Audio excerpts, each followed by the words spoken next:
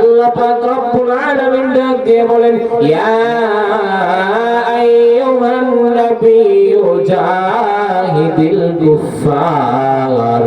আল্লাহ পাক রব্বুল আলামিন ডাক দিয়ে বলে, পয়গম্বর আপনি কাফেরদের বিরুদ্ধে জিহাদ করেন, কাফেরদের বিরুদ্ধে আপনি জিহাদ করেন। জিহাদ কাকে বলা হয়? আল জিহাদ হুয়া বাযলুল জুহদি ফি কিতালিল কুফফারি লি'আলাই কালিমাতিল্লাহ। আল্লাহ পাক রব্বুল আলামিনের বাণীকে পৃথিবীর জমিনে সমুন্নত করার লক্ষ্যে কাফের মুশরিকদের বিরুদ্ধে ময়দানে ঝাঁপিয়ে পড়াকে জিহাদ বলা হয়।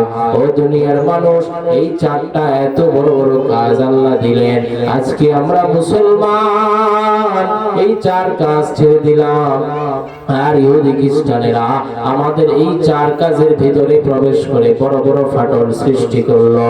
এই যে তাবলীগ জামাত, এত সুন্দর একটা রাস্তা, এত সুন্দর একটা পথ, দাওয়াতের পথ, দাওয়াতের রাস্তা অবলম্বন করা, এত সুন্দর একটা পথ আমাদের মাঝে কায়েম করে রেখে গেলেন হযরত ইলিয়াস রাহমাতুল্লাহি আলাইহি।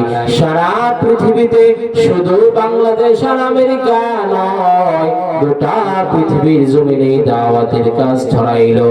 ইহুদি খ্রিস্টানেরা এই দাওয়াতের কাজকে বন্ধ করার জন্য এই দাওয়াতের কাজের মধ্যে একটা বিশাল বড় সমস্যা লাগাইয়া দিল।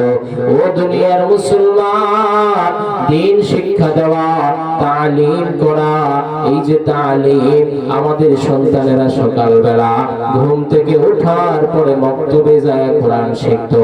আমাদের বাবা, আমাদের দাদা যদি জিজ্ঞাসা করা হয়, তারা বলে, হ্যাঁ আমরা ছোট সময় মক্তবে যায় কোরআন শিখছি।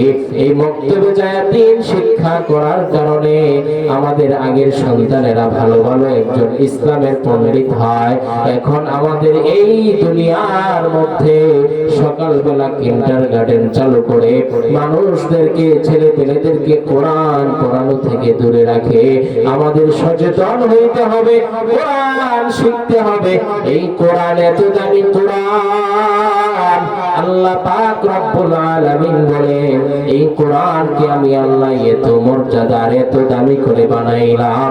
আমি আল্লাহ ইন্না আরাদনাল আমানাতা, এই কোরআনকে আমি আল্লাহ দিতে চেয়েছিলাম আলাস সামাওয়াত, এই যে আকাশ দেখা যায়, আকাশের মধ্যে দিতে চেয়েছিলাম।